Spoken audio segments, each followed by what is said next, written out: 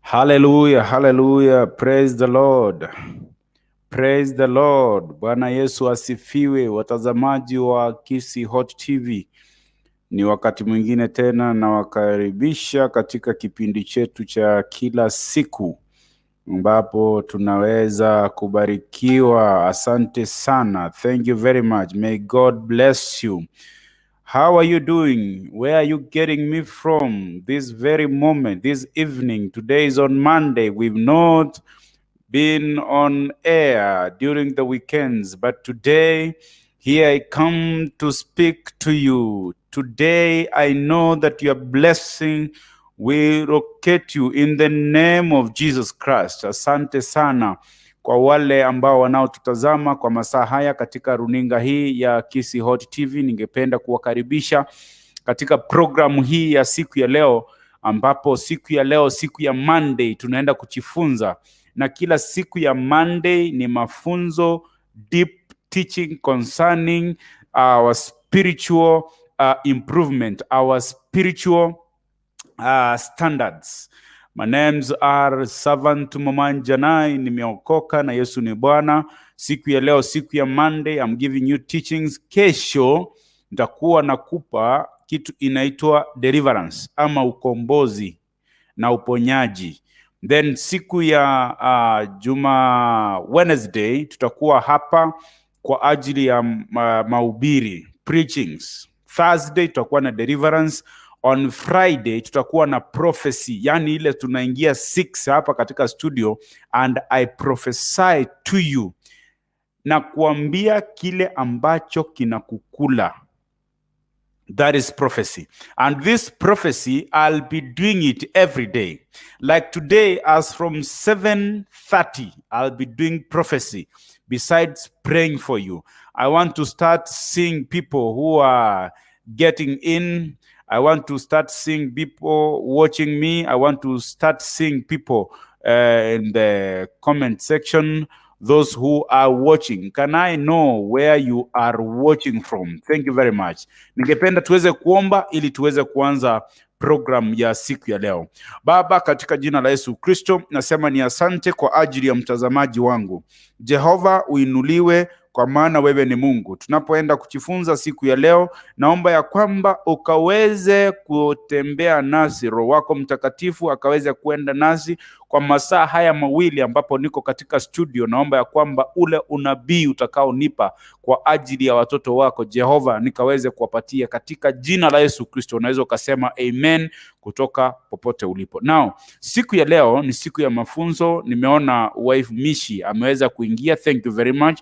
I want to teach you on something very important, something that most Christians yearn to know, that you desire to know in your life. I want to teach you today on how can God look at you with favor. How can you receive favor from the Lord? So, siku ya leo nimechelewa mtumishi, but it's okay. Today is on Monday. Thank you very much. Amen. How can you receive favor from the Lord? Favor is more or less than grace. Hii inaambatana na neema. Yani, unawezaje kama Mkristu ukaweza ukapata neema kutoka kwa Mwenyezi Mungu? Hilo ndilo jambo ningependa tuweze kuliangalia kwa siku ya leo, ya kwamba hii neema tunaweza kuipokea namna gani kutoka kwa Mungu. Niko na keys that will lead you to know on how you can receive hii neema kutoka kwa Mwenyezi Mungu. Na leo ningependa tuweze kuangalia maandiko hapa na pale ili tuweze kuangalia ni kipi hichi ambacho Mwenyezi Mungu anapenda, ili tuweze kupata ule unaitwa upendo wake, ile inaitwa neema yake kutoka mbinguni, sisi kama watoto wake. Jambo la kwanza ningependa kuzungumzia siku ya leo ni kuwa lazima tuweze kumpenda Mungu. You need to love God. If you love God, receiving his favor, it's very easy. Kupenda Mungu ni kwa ile hali ya mtu, lakini unaweza ukaamua ya kwamba sitaki kuingia katika laini ya Mungu, nataka niweze kufanya mambo yangu. So ili uweze kupokea hiyo neema kutoka kwa Mwenyezi Mungu, lazima uweze kutembea kwa line yake Mwenyezi Mungu. You need to love God. We've seen several examples in the Bible of the people of God who have received favor from him.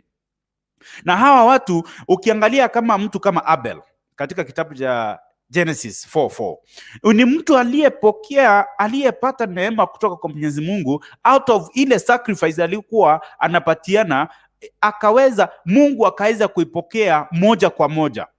Ila Cain, kwa sababu hakuwa ameweza kutembea kwa njia ya inayostahili ya Mungu, hakuweza kupokea hiyo neema ya ile sacrifice yake kuweza kupokelewa na Mwenyezi Mungu. Yaani uhusiano ambao Abel alikuwa amecreate na Mwenyezi Mungu ulimuwezesha sacrifice yake, alipokuwa anaweza kuzungumza naye kusema ya kwamba of all the things zenye mazao ambayo nimeweza kupata, ningependa niweze kukupa sacrifice ambayo itakayoonyesha ya kwamba Mwenyezi Mungu mimi nakupenda. Na ni kwa ajili alikuwa ametembea katika hiyo njia ya kumpenda Mwenyezi Mungu. He had love for God, na Mungu akaweza kuipokea moja kwa moja. Lakini ukiangalia story ya Cain ni kwamba Mungu hakuweza kuipokea, kwa maana kuna kitu kilichokuwa ndani yake. Na jioni ya leo, mpenzi mtazamaji, ningependa kukuambia kwamba sacrifice yako ndio iweze kupokelewa na Mwenyezi Mungu, lazima uwe wewe mwenyewe, roho yako ndani yako umejitolea na kusema ya kwamba even if I'm giving this sacrifice, I need it to help me somewhere. Kuna watu wengi ambao umependa vitu fulani uweze kufanyiwa na kutendewa kitu fulani. Upendo wa Mungu ni nini? Ili uweze kuwa na love katika Mwenyezi Mungu ni kwamba lazima utende kulingana na matarajio yake. Kama ni hiyo sacrifice unapatiana sacrifice ukijiambia ya kwamba it's either aweze kufanya ama asifanye. Ni sacrifice ambayo unapatiana ya kikweli. Unajua Cain si eti hakupatiana sacrifice, aliweza kupatiana sacrifice. Nenda usome Biblia yako vizuri. Cain alipatiana sacrifice, lakini ni ile alipatiana si kwa ukamilifu. That is the underlined word. So when you are giving your sacrifice to your pastor, when you are giving your sacrifice to your prophet, to whoever you want to give your sacrifice to that altar that you are sacrificing to, are you obedient to it? Are you sincere to it? When you are giving your sacrifices, if you are sincere with your sacrifice that you are giving, it means you have love for the Lord. Ni watu wengi walioweza kupata upendo, walioweza kupata hiyo neema kutoka kwa Mwenyezi Mungu. Ukiangalia mtu kama Abraham, ukiangalia sister kama Esther, aliweza kupata neema ya kuwa, unajua Esther hakuwa mrembo, lakini ni ile iliyopatianwa na Mwenyezi Mungu, ikaonekana ya kwamba Esther ndiye aliyekuwa mrembo kwa zaidi ya yote. Ukiangalia katika kitabu cha Esther, ya kwamba akaweza kuchaguliwa kuwa Malkia ambaye aliyekuwa anavutia zaidi. Na hata maandiko yanasema ya kwamba wakati vibodozi vilikuwa vinapatiano kwa wale warembo waliokuwa wametengwa mahali ili waweze kumfurahisha huyu mfalme, Esther hakuwa anatumia tu maximum, lakini kupitia neema ya Mwenyezi Mungu, Esther aliweza kuwin heart ya yule mfalme, akaweza kumuoa kama bibi.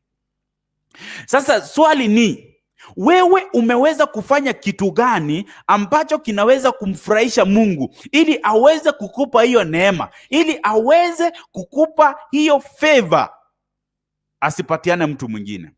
Unajua hata kazini tunapofanya kazi, we need favor for us to prosper, for us to get promotion. Unaweza ukapata mtu ni mtundu, hata hakui kazini, anaenda anafanya vitu zake, anakuja, lakini unapata amepromotiwa. Ni kwa ajili yale madhabahu ambaye anatumikia yanampa favor kulingana na venye yeye. Unajua kuna watu wameandikwa kwa ajili ya kutumia madawa, kwa ajili ya kutumia uchawi.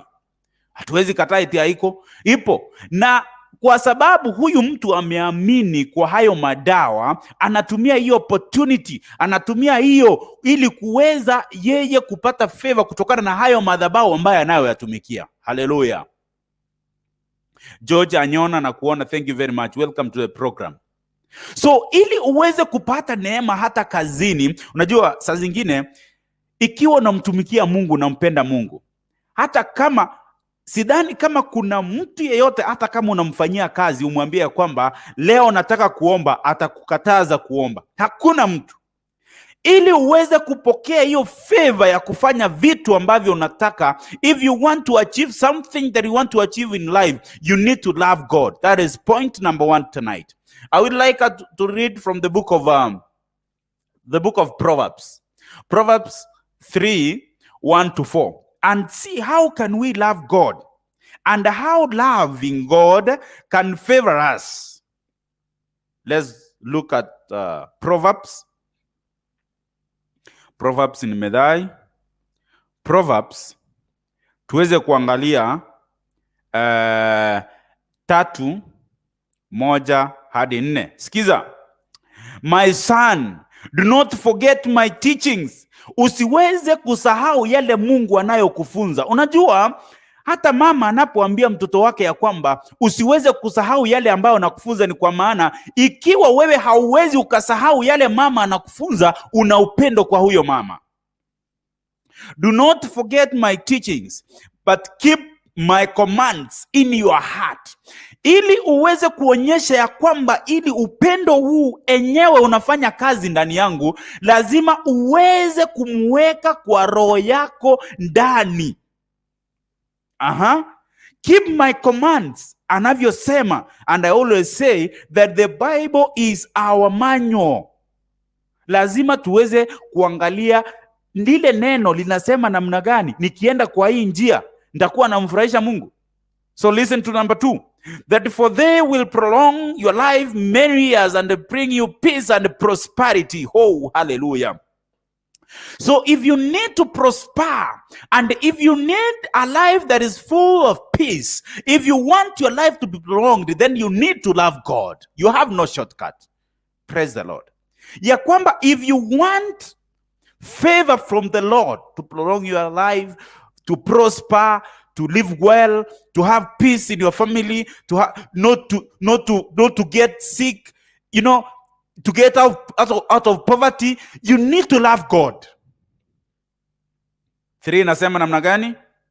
Let love and faithfulness, na hapa ndipo tunaangukia ya kwamba lazima upendo na uaminifu uweze kuwa, never leave you, isiweze kukuacha wewe kama unayemtumikia Mungu.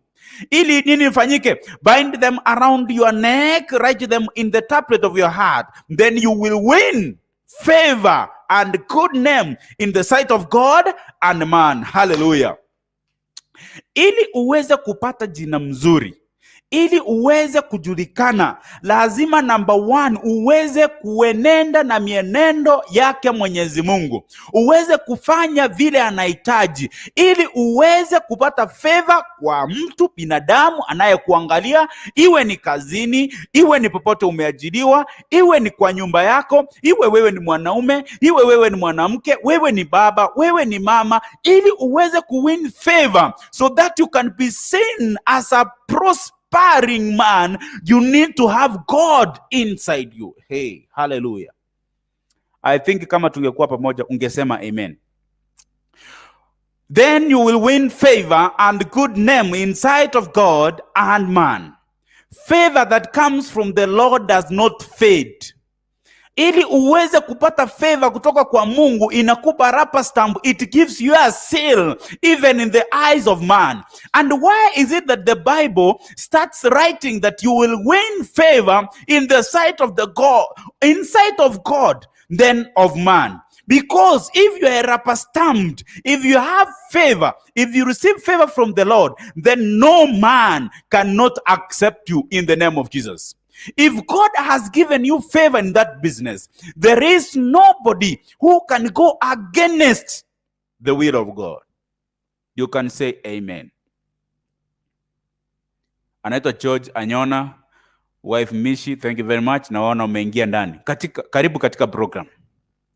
Number 2. Number 1, we've said you must love God. Number 2, these are keys to favor. Number 2, you should love people. Lazima uweze Kupenda watu. Emily Ondieki, thank you very much. I can see you. Welcome to the program. Ili uweze kupata neema kutoka kwa Mwenyezi Mungu, lazima uweze kupenda watu. Hata Biblia inasema ya kwamba unawezaje sema ya kwamba unanipenda ile hali haumpendi uliye na yeye? So if you need to win the heart of the Lord, then you need to love people. Loving people gives you a green light of walking that road of being favored in life. Hallelujah. That is number 2. I'd like us to look at the book of Matthew 25. Matthew 25, 34. Matthew 25, 34. Let's see what is there. 25, 34. It says like this. Then the king will say to those on his right, come, you come, my blessed my father, take your inheritance, the kingdom prepared for you since the creation of the world. Kuna wakati tafika ya kwamba tutaambiwa sasa wale ambao wamechukuliwa, wameokolewa, ni kwa maana ya kwamba watakuwa wamenyakuliwa kutoka kwa ulimwengu huu, and they will go and sit at the right hand of our Father. For I was hungry and you gave me something to eat. I'm talking about loving people. Ili uweze kuonyesha Mungu ya kwamba unampenda mtu, najua inasema ya kwamba nilikuja kwako ukanivalisha, ukanipa chakula. It does not mean that Mungu atakuja kugonge. Wewe unamjua Mungu? Umewahi muona Mungu? Unamjua Mungu? Hamjui. So out of the people around you, Mungu anawatumia kuja kwa ajili yao. Unajua malaika anaweza akakutokea. Malaika si lazima aje mweupe ndio uone ni malaika. Malaika anaweza akaja in a form of a person. Yule mtu anaweza kuja kama wazimu, akuombe kitu, umfukuze. Then kama ulikuwa unaomba, unasema kwa nini Mungu haunijibu? Tulikuwa tulimwongea last week. Ukasema ya kwamba Mungu mbona unionekani? Na Mungu anakuambia ya kwamba nilikuja kwako na wewe ukanifukuza. Ni kwa ajili ya yule mtu uliyefukuza. Sikiza. For I was hungry and you gave me something to eat. I was thirsty and you gave me something to drink. I was a stranger and you invited me in. So these other things that we do to our people, it matters a lot in the kingdom of God. That something you can do small that can mean a lot in the kingdom of the Lord. You can help somebody with something that you never had, and you never knew that that was the Lord who was visiting you. Hallelujah. Unawezaje ukajua ya kwamba Mungu amekutembelea? Hiyo ni kitu tutaongea siku ingine. Lakini ili uweze win the heart of the Lord, you need to love people. Number 2. Uweze ukampenda watu. Sikiza, 37. I needed clothes and you gave me clothes. I was sick and you looked after me. I was in prison and you came to visit me. Ni watu wangapi umeenda hata katika magereza kuwatazama? Ama wewe unasema tu ni criminal? Ni criminal. Ni watu wote wamewekwa magerezani ambao ni criminal. Mimi niliwaambia story yangu, nilikuwa nachapwa na area chief wangu kwamba nakunywa navuta bangi. Na ikuwa ukweli. It's only that nilikuwa natembea na group ya watu waliokuwa na hiyo. So sio watu wote ambao wako magerezani ambao wamefanya dhambi. Kuna wengine wameenda huko kwa ajili ya kuzingiziwa tu. Na ni siku ngapi wewe umetenga ili ukaweza kuwatembelea wale watu, ukawapa moyo, ukawatia moyo? Watu wengi wanatoa ushuhuda na kusema ya kwamba mimi niliokoka nikiwa gerezani mwaka fulani. So wewe umefanya effort gani ya kufikia hawa watu na injili? Kupenda watu. Then the righteous will answer him, Lord, when did we see you hungry and fed you, or thirsty and give you something to drink?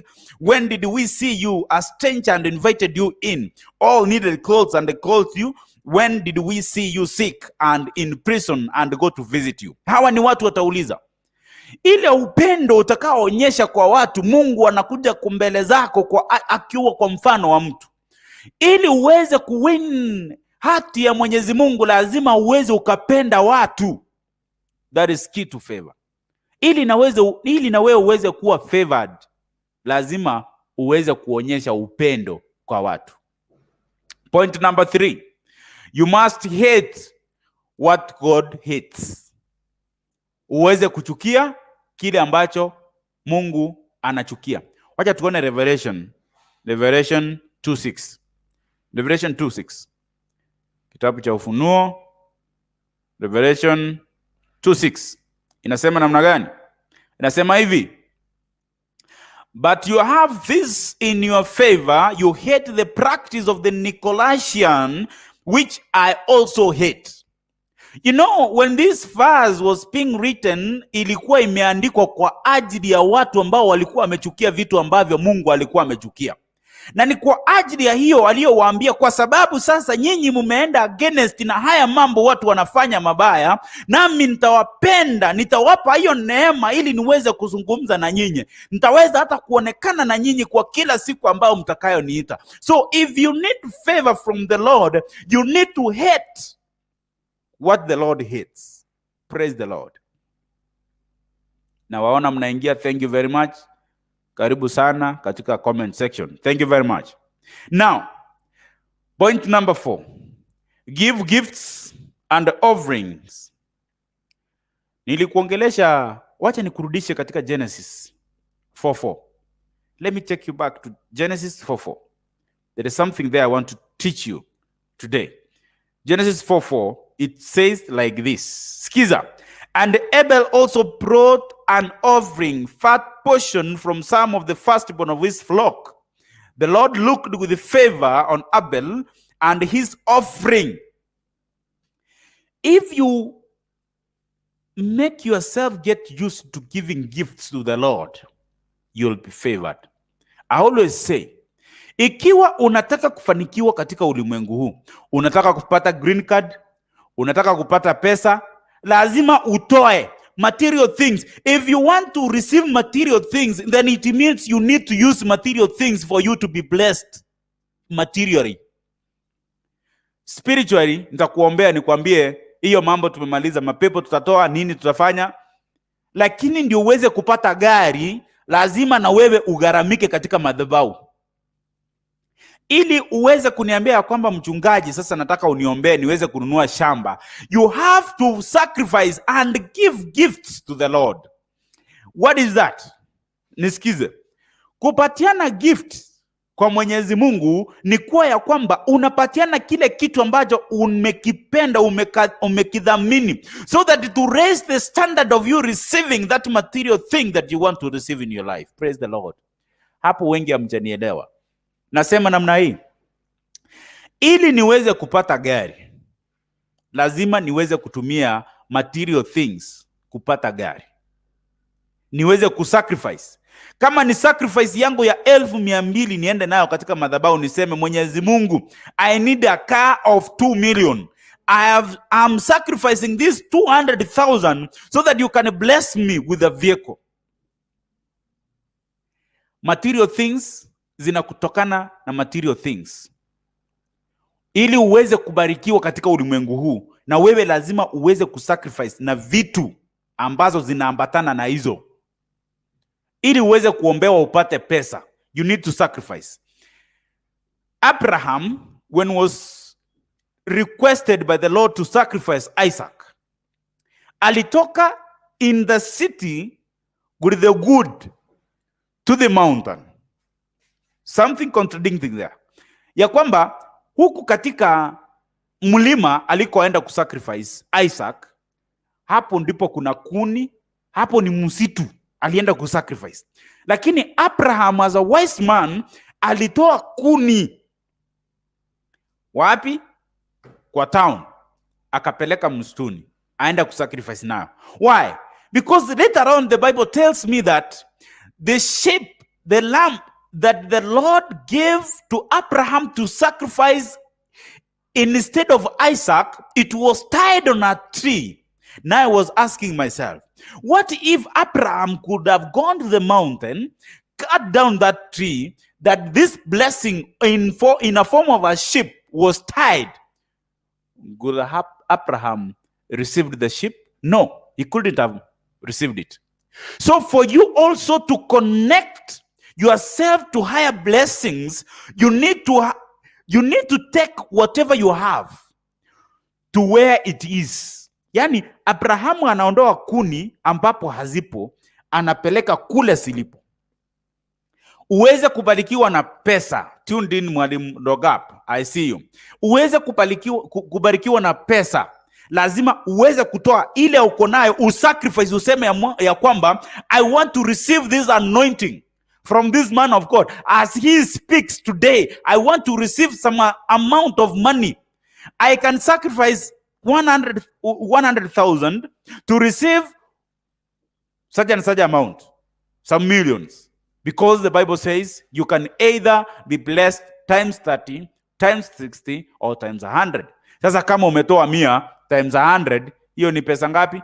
10,000 ama 1,000. Hapo ndio kiwango yako imefika. Na Mungu apeani eti sasa kwa sababu umesacrifice akupee tu. Unaweza ukakutana, kama Mungu alikuwa akubariki na 2,000, unaweza ukakutana na mtu akakununulia kuku chips ya 500. So from 2,000 subtract 500. Amebakisha deni yako ngapi? Unaona 1,500. Ufike kwa soko upate mtu amekununulia maembe ya 50 bob. So from 1,500 subtract 50 bob, umebakia na 1,450. Upate rafiki yako mwenye mlikuwa na yeye kitambo akwambie, oh my goodness, umeendeleaje, akununue shati ya 1,000 shillings. From 1,450 subtract 1,000, that is 450. So Mungu akona deni yako ya 450. Akikupatia hiyo 450 in terms of money, unaanza kusema Mungu hajakubariki. Amekubariki ni ile wewe mwenyewe haujaamua kugundua, kufunguka macho ya kiroho uweze kuona amekubariki kivipi. Mungu akupei pap. Mungu anakupea in a systematic way. Anaweza ona huyu nikimpatia hii, anaweza akatoka kwa line yangu. Wacha nimbariki kupitia kwa njia zingine. Unapata mtu fulani anakuambia, hii shamba nilinunua lakini nataka kuenda ng'ambo. Nataka nikubariki na hii shamba. Hiyo shamba is worth 10 million. Na wewe ulikuwa umesacrifice 1 million. Umepata pesa ama hujapata? That is how God blesses his people. Hallelujah. You need to understand these things. So, in the book of Genesis 4:4, you need to sacrifice. Sacrifice materially. You want to receive money. When I speak that receive your blessings, may you receive promotion. You cannot just receive by me saying it. You need to act upon that word. What I say to you, you need to act for it to happen. Daudi anasema ya kwamba siwezi jengea Mungu madhabahu ambayo hayanigharimu chochote. Alikuwa anajua ya kwamba ili uweze kuenda another level, you need to sacrifice and do something kwa Mwenyezi Mungu. Number 5, my point number 5 is that you should be faithful to the Lord. Let's look again at Genesis 7. Genesis 7 from 6 to 9. Noah was 600 years old. These are the people who lived a good life. Najua sisi siku hizi tunaishi mfano wa maisha, because mtu anakaa 100 years, 90 years, 70 years, na hapo kwa eulogy tunaandika celebrating well lived life. Watu walikuwa wanagonga miaka ngapi? Sikiza vizuri. I want you to listen to this. Noah was 600 years old. Na hakuwa amefikia mambo ya kukufa. Mungu siurudishe hii neema tu watu waweze kuishi miaka 1,000 na kupita katika jina la Yesu Kristo. These people used to live life. That Noah was 600 years old when the flood water came on earth. Skiza. And Noah and his sons and his wife and his sons' wives entered the ark to escape the waters of the flood. Pairs of clean and unclean animals, of birds and of all creatures that move along the ground. Skiza 9. Male and female came to Noah and entered the ark as God had commanded him. Now listen to this. I want to read 6:9. Skiza. 6. I want to read 6:7. So the Lord said, I will wipe from the face of the earth. That is what I was looking for. The human race I have created, and with them the animals and the birds of the creatures of the that move along the ground. For I regret that I have made them. But no, 8. But no found favor in the eyes of the Lord.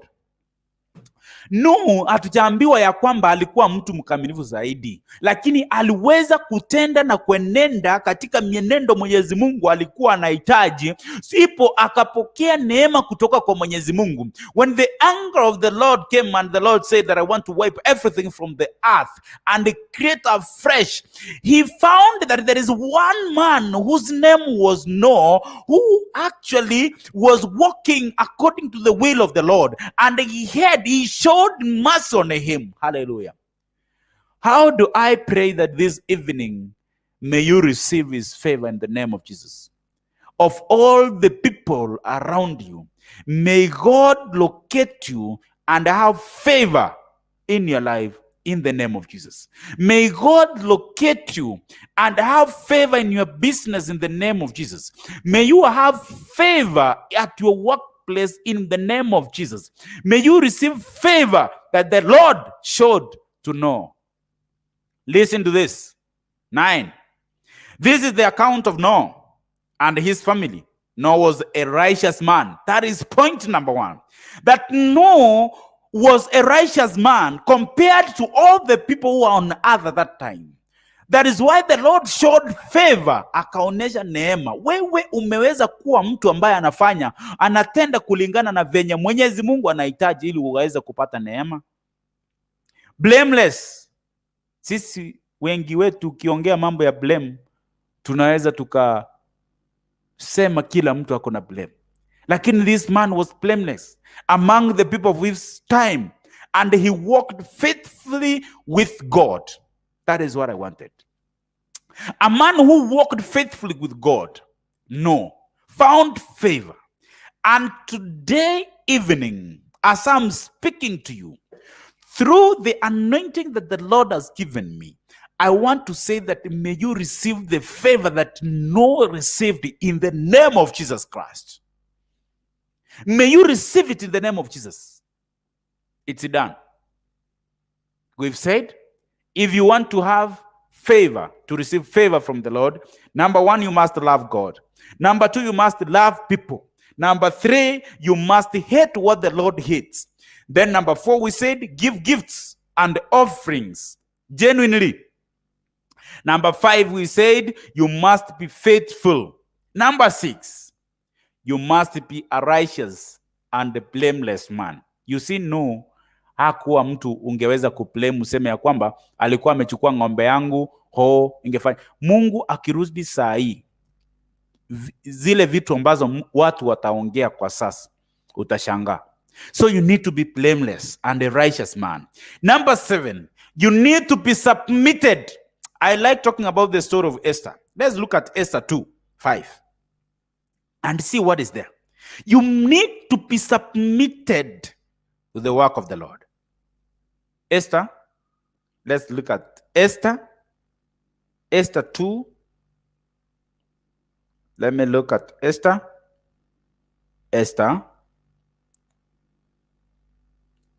the book of Esther.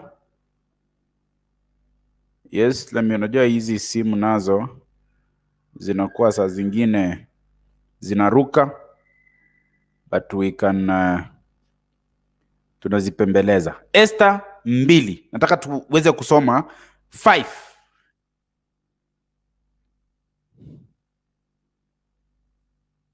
I don't want to start from 5. Let's start from 14 and go to 15. Listen. In the evening, she could go there, and in the morning return to another part of harem to the care of shaggers. These are those people who took care of them. The eunuch who was in charge of the concubines. She could not return to the king unless he was blessed with her and summoned her by name. I want you to listen, number 15. We are talking about on how you can be submitted to the Lord. 15. When the time came for Esther, the young woman Mordecai had adopted the daughter of his uncle Abihail to go to the king. She asked for nothing other than Haggai, the king's eunuch, who was in charge of them, suggested, and Esther won the favor of everyone who saw her. So if you are submitted to the work of the Lord, if you are submitted to the Lord, you can win favor, we've said, in the eyes of the Lord and in the eyes of man. You see, Esther never complicated herself. Even the Bible says, if you go deep, that he never used the expensive, whatever they used to make themselves look beautiful. It was only by favor of the Lord. Unajua watu wengi ama wasichana wengi siku hizi wamejaribu kubadilisha maisha, hayabadiliki. Kama ni ndoto, wanaota ndoto mbaya. Unajua wamedanganywa. Ili uweze kuwa mrembo, uweze kufanikiwa, uweze kufurahisha Mungu, lazima mkaambiwa chukua mafuta inaitwa Fair and Lovely, ukaambiwa hapana, siku hizi si Fair and Lovely, ni Fair. Achana na mambo ya Fair, enda sijui Nice and Lovely, si Nice and Lovely tena, enda sijui ni Carolite, sijui zingine zinaitwa nini, Meza Tembe, ili ukue mweupe uweze kupendeza Mungu. Ukaambiwa chukua nywele weka hapa ikalale namna hii. Wengine wameambiwa siku hizi chukua ufagio weka kwa macho ikae namna hii. Lakini maisha ni yale yale. Kama ni ndoto mbaya. Kama ni wanaume haupati. Kama ni spiritual husband yako haiwezi. Ndio maana nasemanga, kitu gani kitanitenga na Yesu Mwokozi? Kitu gani kitanitenga na Yesu Mwokozi? Ni kitu gani kitanitenga huyu Yesu? Kitu gani kitanitenga na Yesu Mwokozi wangu? Ni pesa? Hapana, nimekataa kabisa. Gari nzuri? Hapana, nimekataa. Mke mrembo? Hapana, nimekataa kabisa. Shamba nzuri? Hapana, nimekataa. Ni kitu gani kitanitenga na Yesu Mwokozi? What can separate you from the Lord? Is it your property? Is it your wife? Is it the children? Is it good account? What can separate you from the Lord? Be submitted to the Lord for you to receive favor from him in the name of Jesus. And now I want to declare and decree to your life that may you this evening receive the favor of these good men and good women of the Lord in the name of Jesus. If you are a girl, if you are a woman, if you are a lady and you want to be married, may you receive the favor of Esther in the Bible in the name of Jesus. Let people who see you just see you naturally beautiful. Let people who see you as a serious lady. Let them see you as nowadays they call that wife materials. In the name of Jesus, may you receive that grace. Another point, number 8, is that we must be humble. That is humility. Let's look at the book of 1 Peter 5. 1 Peter 5. 1 Peter 5. 1 Peter 5. 5. Let's see. In the same way, you who are younger, submit yourself to your elders. All of you clothe yourself with humility towards one another. We must be humble. Showing humble does not mean that you don't know anything. Showing you being humble does not mean that you are not educated. It does not mean that you cannot fight. It does not mean that you cannot perform. It's only that you are humble to show your good relationship to the Lord in the name of Jesus. You not wearing expensive clothes does not mean that you don't have money to buy. Hallelujah. It does not mean that you cannot afford expensive clothes. It's only that you want to show your humbleness. You've humbled yourself to win the favor of our Lord Jesus Christ in the name of Jesus. And may you receive it in the name of Jesus. What is the point number 9? Is that we must be honest. Honest ni mambo yameongelewa na Solomon. Solomon ameongea haya mambo. Tuangalie Proverbs 11:1. The Lord detests dishonest scales, but accurate weights find favor within him. Ikiwa mambo yako hayawezi kuenenda katika vile viwango Mungu anataka, ili uweze kuwa wa kweli mbele za Mungu, Mungu atakuondoa, kwa maana hata yeye anapima honestness. Sijui kama hiyo ni kizungu, honestness, I don't know, but I think you understand what I mean. That for you to win the favor of the Lord, you need to be honest to the Lord. Anapima, ako na kipimo. Kama ingekuwa mambo ya scientific, tungesema ako na honestimeter.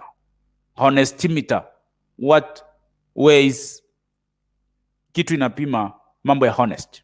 The last point, before I get to prayers and prophesy to you, you can get ready, because at exactly 7:30, I'm starting praying for people and prophesying for them. Now, I want to release my link. I want to release my link. It's there.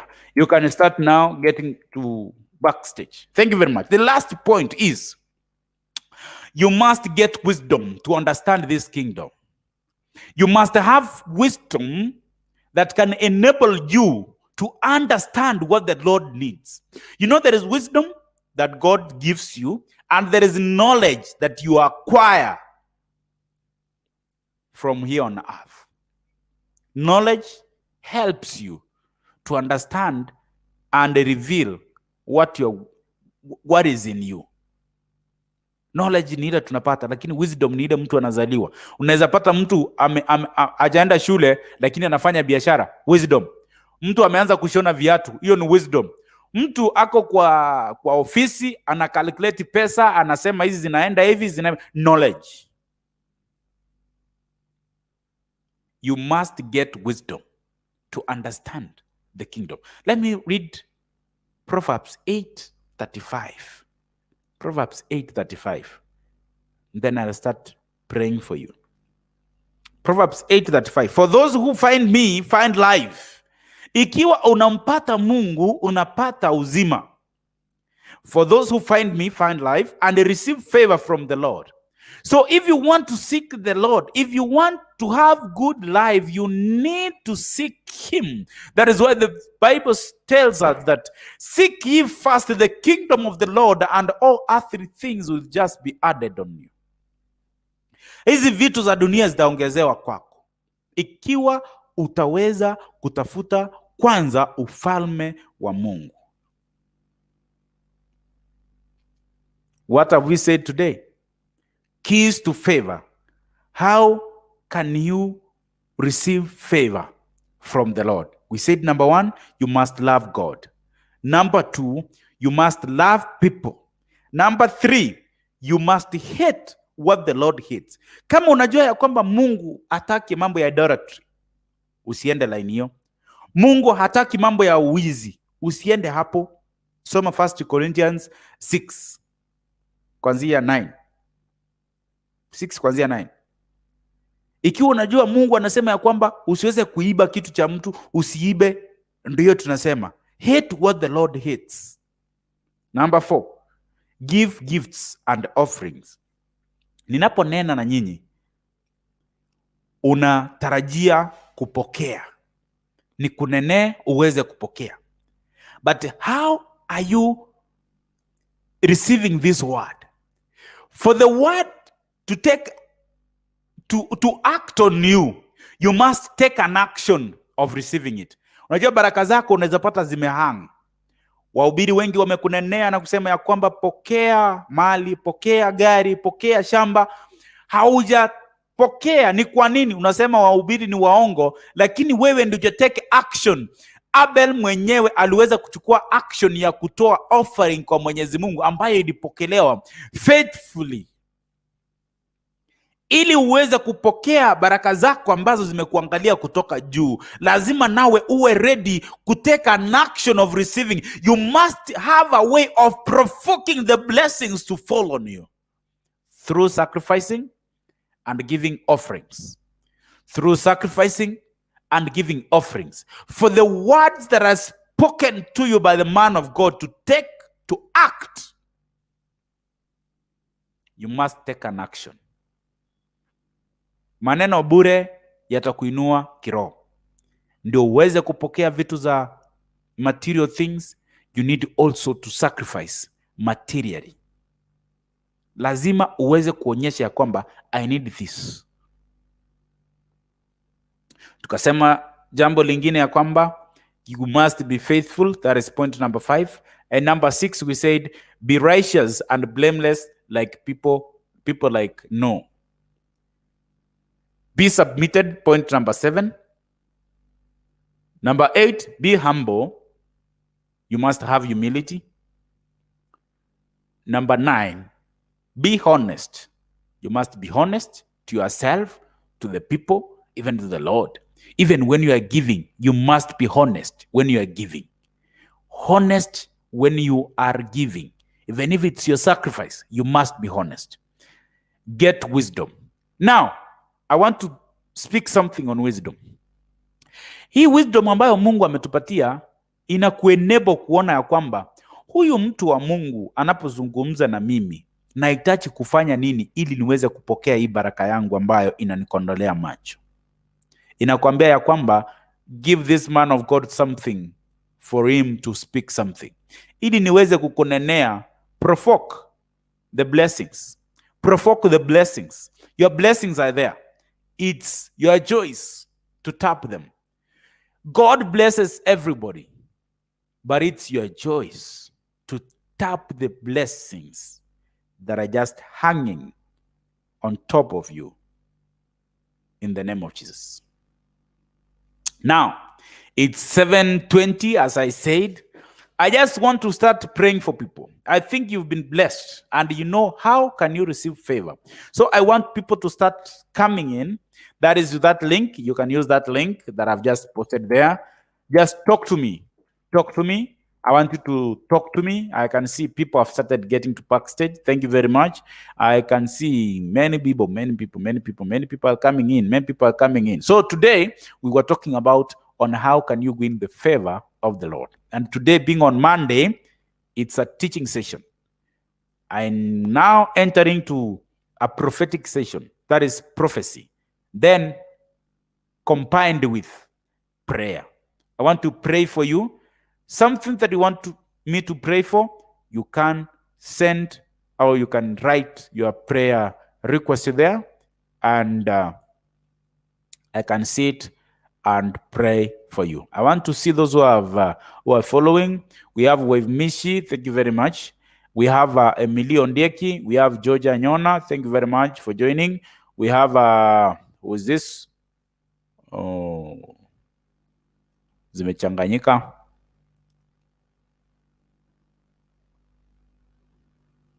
Yes, kuna huyu anaitwa Mwalimu Rogap. Mwalimu Rogap. Thank you very much. I can see you. Thank you. Now, I want people to use that link. Get in. I want to pray for you. You know, when I'm in the spirit, when I say that, come, I want to pray for you. Drop your prayer request there. I want to pray for it. Because this is the time that the Spirit has directed me to pray for you. And I need to do it because it's an assignment I need to accomplish. I need to speak to you. I need to bless you. I need to release the blessings that the Lord has commanded me to. So when I say that get there, I pray for you, I mean it.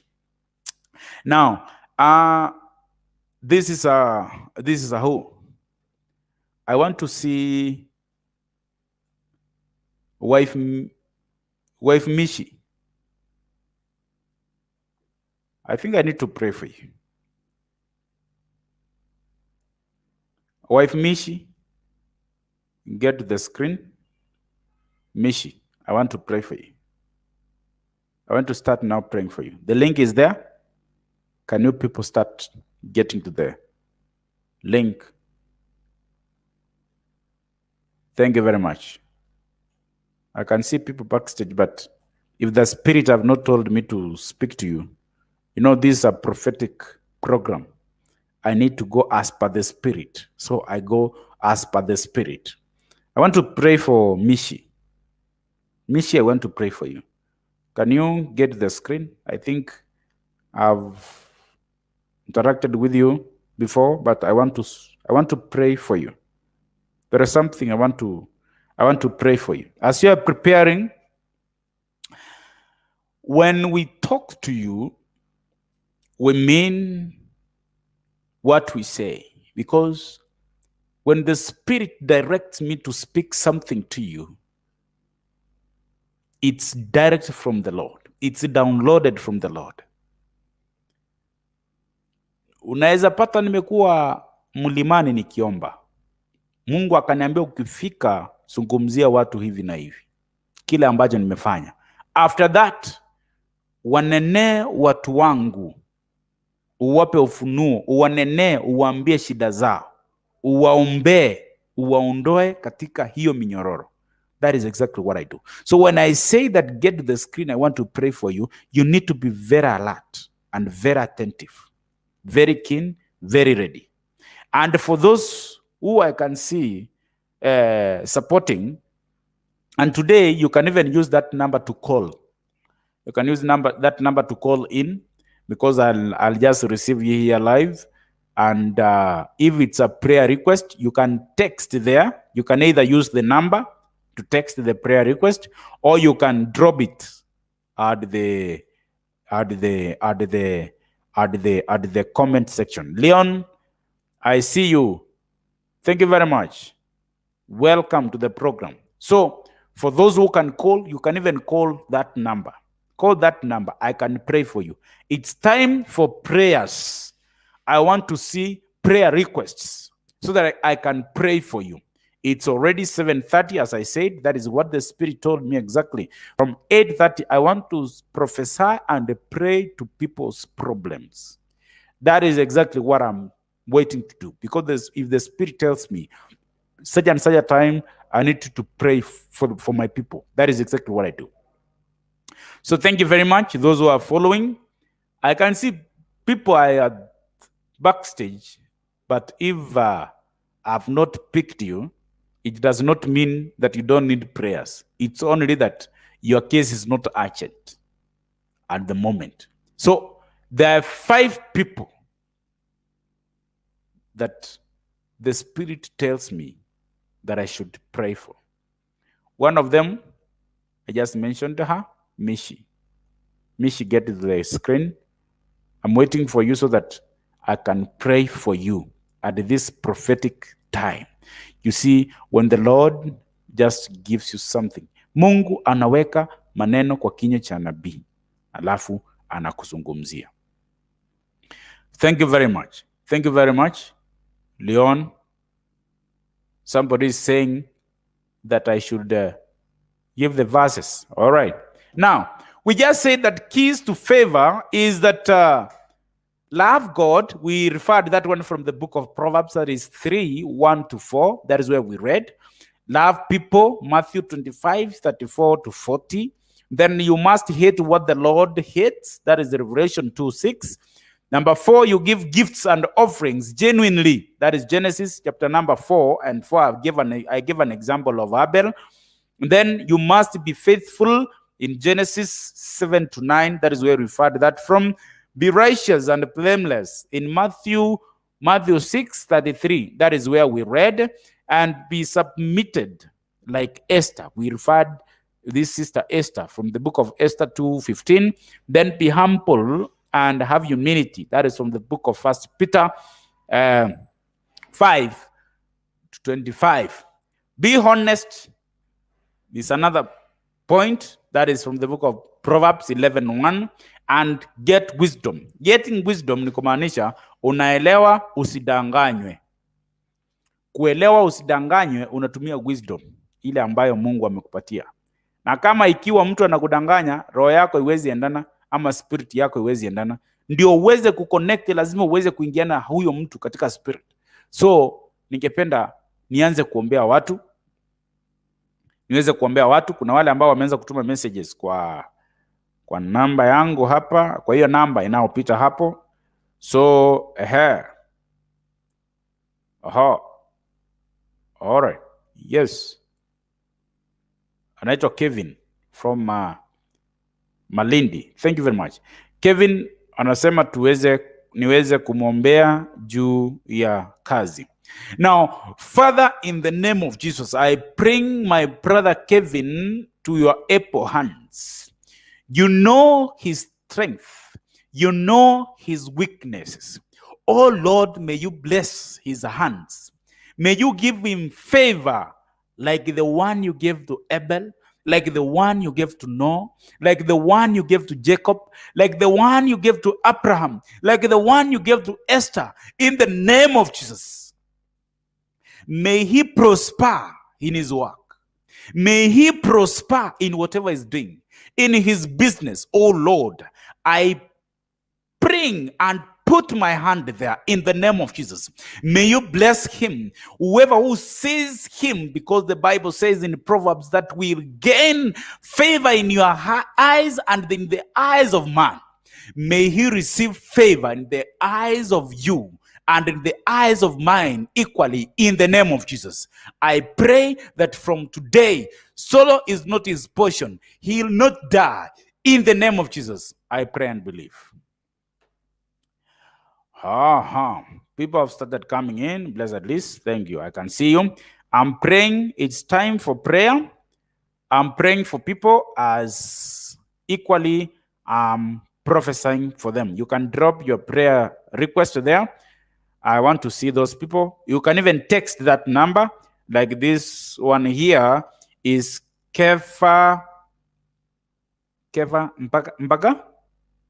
Mbagila. Keva Mbagila. Oh, Keva Mbagila. Nasema, I'm from Bugoma. Pray for my family.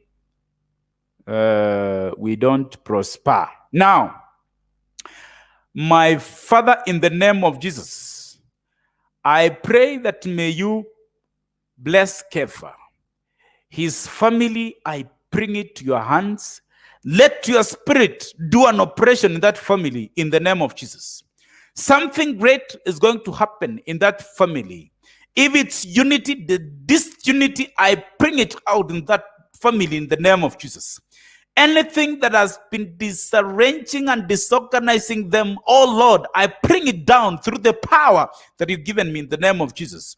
I say that, Father, from today, they'll see the kingdom of God. They will see your powers in the name of Jesus. I bless their father. I bless their mother. I bless his sisters. I bless his brothers in the name of Jesus. Even his children, I bless them in the name of Jesus. The spirit of rejection, I bring it out.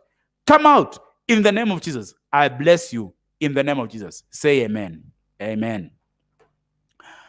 Now, yes, because this comment section, the prayers are not, I've not seen. I'll continue praying for these who are sending the prayer requests.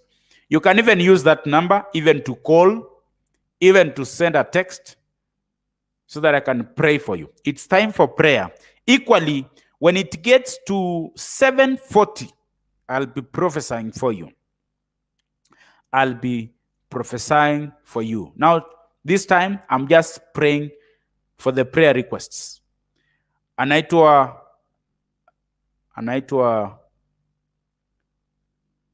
Lilian Ndinda. Lilian Ndinda, you say that you are from Ukambani. You want me to pray for you that you don't. Whenever you do something, it does not succeed. Lillian Indinda, in the name of Jesus, this evening I cancel and bring down all kind of altars that are backsliding you, all altars that are retrograding you, retrogressing you. Oh Lord, I say that anything that has been bringing back Lillian, may it get out of her in the name of Jesus. I command those powers that are working on her powerless in the name of Jesus. I say that you have no room. She will prosper. She will continue with her duties in the name of Jesus. May you say amen. Thank you very much. More prayers here. Texts are coming in more than the comment section. Yes. There are people here. I said I wanted to pray for Mishi, and she has not even shown up. I see something is not well. I feel something is not well. Yeah, I want to pray for you. I'm not prophesying for you, but I want to pray for you because you know the problems. Mimi naweza nikakusoma kama karatasi. So I want to pray for Mishi. I'm waiting for you. Now, as I continue that, let me read more prayer requests here. Thank you very much. Thank you very much. Anaitwa nani huyu? Kefa Nyakundi, tuned in from Nairobi. Please pray for my job. I feel like they want to sack me. And right now, Kefa Nyakundi from Nairobi, I stand and speak to you that through the powers the Lord has given me, they'll not sack you. A confusion is coming, and they consider you as the most preferred person to stay in that office. In the name of Jesus, I know that the blood of Jesus covers his people. May you receive the favor that we've just talked about. In the name of Jesus, may you be among the men of God in the Bible who just received favor from the Lord. In the name of Jesus, you receive it in the name of Jesus. Thank you very much. Nyakundi, you're watching me from Nyakundi from that is Nyakundi from Nairobi. Thank you very much. Who else? Now, as we are continuing like that, remember also we have our numbers there. If you want to give your ukitaka kupatiana sacrifice yako, ama ukitaka kupatiana kitu inaitwa sadaka yako, unataka uombewe, unataka kufunja madhabahu fulani, you want to do something, so you can give your sacrifice through those numbers that are there in the name of Jesus, and you will receive your blessings in the name of Jesus. Now, I want to Walter Osoro. Walter Osoro, I want to give you this link. I want to speak to you through that link. Walter Osoro, get that link. I want to speak to you, my brother. I'm seeing something in the name Osoro. The name Osoro has something that I want to tell you. Walter Osoro, it's prophecy time. I want to prophesy to you. But those who have their prayer requests, you can continue giving your prayer requests. But for Walter Osoro, get in there. Use that link. I want to prophesy for you. I want to prophesy to you something. I'm seeing something with the name Osoro. There is a curse. I want to tell you. In that name, there is something. Walter is okay, but I'm seeing something in Osoro. Get that link. I want to prophesy for you. I want to prophesy to you. And don't fear prophecy, because prophecy inatu enable kujua ni kipi kinatukula ili tuweze kuondoka katika shida. Hakuna mtu anataka kukaa katika shida kwa maisha yote. Mtu unataka uondolewe katika hiyo maisha. Na unaposhae kuingia katika mambo ya prophecy, ni kwamba huyu mtu, unajua mbinguni hauendi na mtu. Mbinguni ni mbali na mji wa mbinguni umepimwa. Wengi wameitwa lakini wachache wataingia. Wewe mwenyewe utaingia kivyako. Wewe mwenyewe utaingia wewe mwenyewe kivyako. So usiogope mtu. Uje tu mwenyewe. Nikutabirie, nikuambie kile ambacho kinakukula, nikuondoe katika hiyo shida. I deliver you. Nikuambie shida yako ni hii na hii, uweze kuondoka namna gani. People have started fearing prophecy, but that is not the way. The way is you must come out, confess. Even the Bible says, ikiwa unataka kusamehewa, lazima uweze kuconfess. Na ndio uweze kusaidiwa kuconfess, lazima niweze kukuambia shida yako ilianza wapi. Unaweza pata ni kwa familia yako. Unaweza pata shida ilikuwa kwa baba yako. Unaweza pata shida ilikuwa kwa sokoro yako. So ili uweze kuelewa hii shida unayopitia imepita wapi, lazima uweze kupata kuhani anayekuzungumzia na kukuambia ya kwamba shida yako ilianza mahali fulani.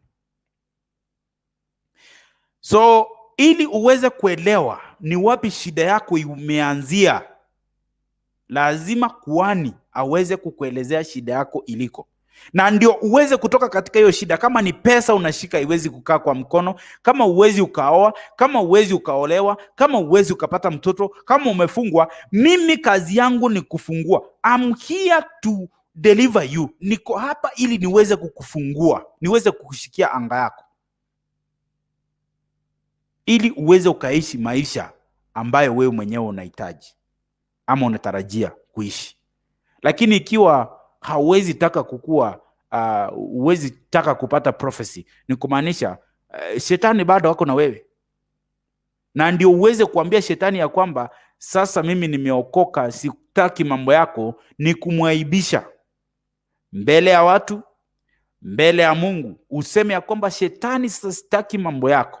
Mimi sasa nimeokoka, mimi ni mtoto wa Yesu, nataka kutenda kulingana na matendo ya Mwenyezi Mungu ili niweze kubarikiwa. That is how we confess. And that is how we come to the Lord. Ili aweze akatuondoa katika shida zetu, lazima tuweze sisi wenyewe kuondoka willingly, tuweze kufika, tuweze kuombewa. Bado roho yangu inaniambia kuna hapa mishi. I want to pray for you. Prophecy sitaguza kwa sababu unajua shida iko wapi.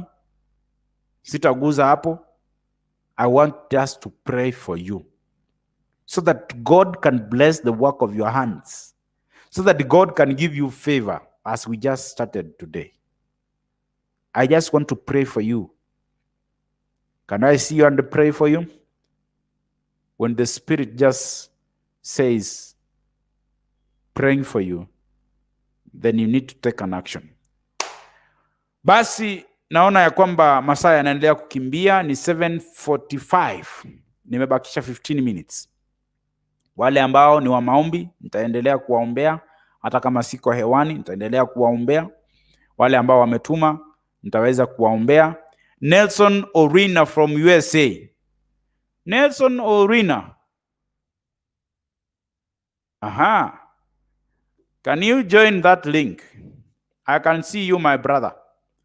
Logged that link from USA. Nelson, thank you very much. Amen sana. I see you. So, kuna wale ambao wangependa kusupport kipindi. Namba zetu ziko very open.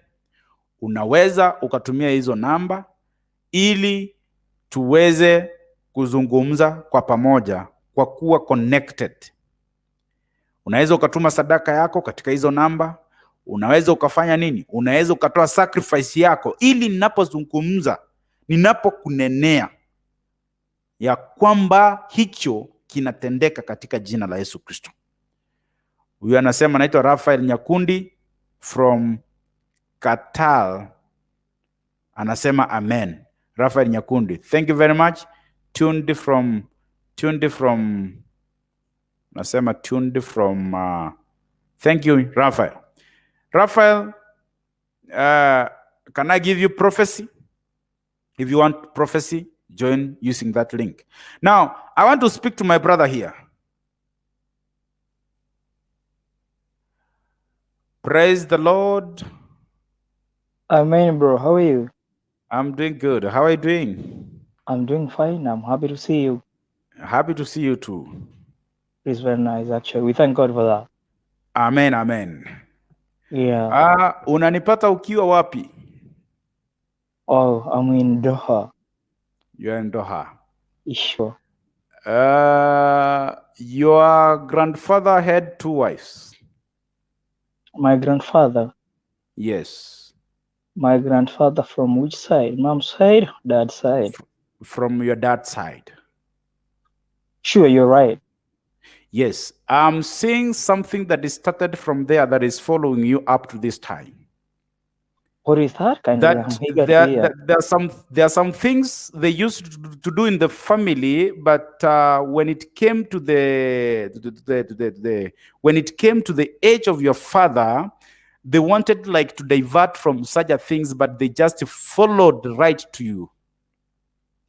Oh. You can do things, you plan things and see that I can be successful out of this, but you find like it's not working at all. Sometimes, okay, you've been struggling in terms of getting settled. Getting settled as in? In life, to live, have a family, that is what I mean. Not sure, not real. Yes. So I'm saying that, okay, it started when, your grandfather used to, okay, I can see some herbs, traditional herbs. So I think your grandfather used to treat some people and give them some herbs. That is where it started. It's actually even following you. Wewe umeokoka, you hear Kiswahili? Sure. You hear Kiswahili? Yes. So wewe umeokoka, lakini kuna ile inakukata. Sometimes you feel like, okay, you are to Christianity, but sometimes something can pull you back. You can backslide at the same time. That is me. And sometimes you have friends who can influence you to something that you see is not good, but you get yourself in it, but after some time you get out of it. Go on. So my brother, I want to pray for you so that that thing, the connection from your grandfather cannot follow you, so that we can cut it right away. Are you ready for prayers? Sure, anytime, anywhere, I'm ready for prayers, because when the Bible commands us that we should pray for our brothers and sisters wherever they are. But according to what you're saying, yes,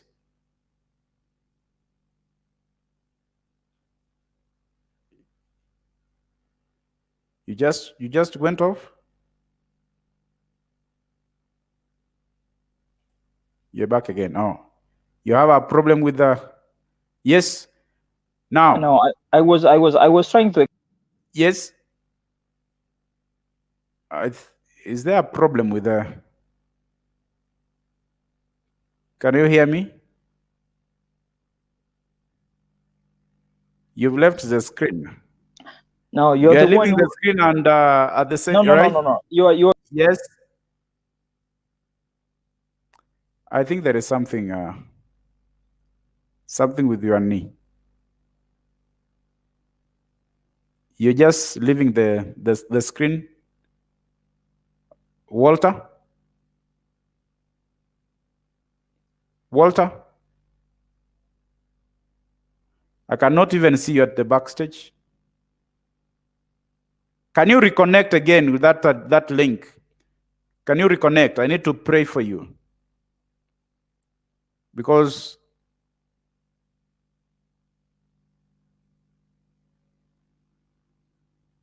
can I? Walter, I'm waiting for you. I'm waiting for you, Walter.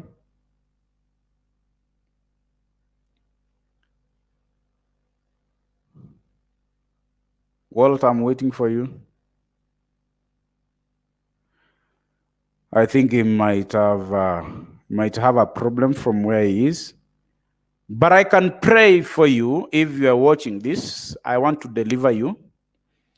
Now, Father, in the name of Jesus, I bring my brother Walter to your able hands. I want to cut and say that whatever followed his grandfathers, it will not have room to follow him in the name of Jesus. May you bless the work of his hands. May you bless his family in the name of Jesus. I know that your spirit, Lord, can't lie. Indeed, you've testified that the Lord, you can do what a man cannot do. We cut down the channel of this generation curse right from the grandfather to him in the name of Jesus. I declare a new life for him in the name of Jesus. I declare a new life in the name of Jesus. In the name of Jesus. Anything the grandfathers did, it will not follow them in the name of Jesus. In the name of Jesus. In the name of Jesus. I bring it out now. In the name of Jesus. Katika jina la Yesu Kristo. You can say amen. May God bless you. I can see the people here. Yes, praise the Lord. Amen. Bwana asifiwe. Asifiwe Yesu. Unanipata ukiwa wapi? Pata nikiwa upande wa Doha. Ngong. Doha. Doha. Yeah. How are you, my brother? I'm good. What about you? God loves you. God loves you. Amen. Amen. Yes, for the problems that you encounter at your workplace, God will not leave you. Amen. Sometimes you encounter challenges at your workplace. People look less on you. But I want to tell you, my brother, that the Lord loves you. Nothing will happen to you. Nothing will bring you down. Amen. You will be blessed. Your plans will be done in the name of Jesus. You Amen. encountered something last week at your workplace. Yes. You encountered something last week at your workplace with your colleagues. Something happened, and there was I can see a throw of words from each other. Yeah. But I want to tell you that everything is okay. The Lord will fight for you, and nothing will happen to your life in the name of Jesus. I want to pray for you, my brother. Father, in the name of Jesus, I bless my brother. May you bless him. Bless the work of his hand. May you protect him wherever he goes, whatever he does. May you be his leader in the name of Jesus. You can say amen. Amen. Thank you, my brother, and may the Lord bless you. Be present. Now, those who are getting in, thank you very much. Thank you very much. I've remained only with 7 minutes. Na niko hapa kwa ajili yako. Niweze kukuombea. Mungu, and I've repeated this several times, that the Lord puts his words kwa kinywa cha nabii, alafu anakunenea, and the Spirit can't lie. You've seen what has been happening. You will be seeing, and you've even experienced it yourself. So the Spirit can't lie. Once we are in the Spirit, we can bring down something that is affecting your life. You see, when I saw the word, this name Osoro, it took me to his grandfather. The Spirit told me he had 2 wives, which has been confirmed from my brother. So the problem started from the people that he was giving this dawa, the traditional dawa, wenye alikuwa anapea, ilimuingia, that ikafika sasa saa hii hata upigane namna gani uko na roho mbili ndani yako. So when I say that we want to set you free, it means you live the life of your own, not of others. We just read today in several scriptures that the Spirit, if you want to receive favor from the Lord, you need to walk in the ways of the Lord. You must be a faithful man. You must be blameless, so that the Lord can bless you. When God called me, I was asking myself, what will I do? What will I tell people? As he told Jeremiah that even before you were born, I knew you. He told me, I will lead you to wherever you'll go. What he's doing right now. And the miracles you see, the prophecy referring, that is the work of the Lord. That is the work of the Spirit, the Holy Spirit. And we'll walk in the Spirit because our Father is a Spirit, in the name of Jesus. Because I'm told that I've only remained with 4 minutes, those who are supporting the program, you can use that link, that number there. Use it to support the program. Thank you. I can see people supporting it. And for those who needs prayer, you can also join me. I pray for you. I'm here from Monday to Friday, from 6 to 8, 2 hours. Sometimes I can come in at 6:30 because maybe I've been somewhere in church. I've been handling some cases in church. I can get late here, but it's 2 hours from 6 to 7. Teachings and preachings. From 7 to 8, praying and prophesying to people, getting out of what has been stagnating your life. The Lord says, come unto me, ye that labor with heavy loads, and I will give you rest. The rest is what we are requesting now, that the Lord may refill whatever that is eating our life, eating our health, eating our property, eating everything, so that we can know how to escape out of such problems in the name of Jesus. So I want to pray for you. Thank you very much. My name is Servant Janai. I want to pray for you because of time. And this program on air comes from Monday to Friday. You can even support the program through the numbers that you see on screen, and God will bless you. Your sacrifice there, your offering there, and everything, and God will bless you. And now I'll have a way of giving you prophecy, because I've heard that some other people needs not to be shown on screen. That is why most people at backstage here, I could not reveal you. But I'll have a way of linking with you and give you prophecy, praying for you.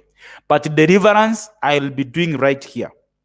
Because deliverance, I don't speak anything about you. I just cast out whatever is eating you in the name of Jesus. I want to pray for you so that you can wind up the program, because I have 1 minute left in the name of Jesus. Father, in the name of Jesus, this evening I come to you as your servant, oh Lord, that is sent to this land.